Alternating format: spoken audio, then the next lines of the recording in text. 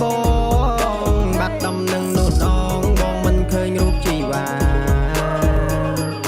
អោណាក៏ត្រៀតបងបាត់ដំណឹងនោះអងបងមិនឃើញកននេះថាអូនថាអូនកូនអ្នកកសិករបងចង់ដាក់ទុនដីស្រែជួបអូនដំបងអើយសែនល្អ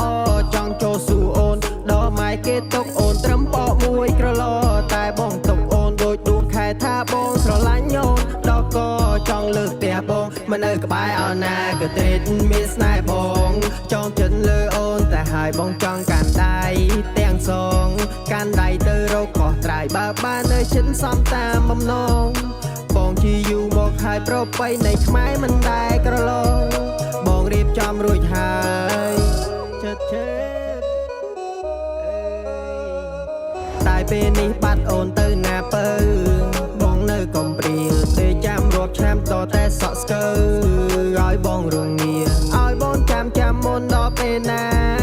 ថាបងមិនយល់តាមរកអូនរហូតអស់វាចាដូចរាវមិនជុលឲ្យបងពុលឲ្យបងវល់កលគុំនិតអូនថារវល់មកមិនដល់អូនប្រាប់បងឲ្យធ្វើចិត្ត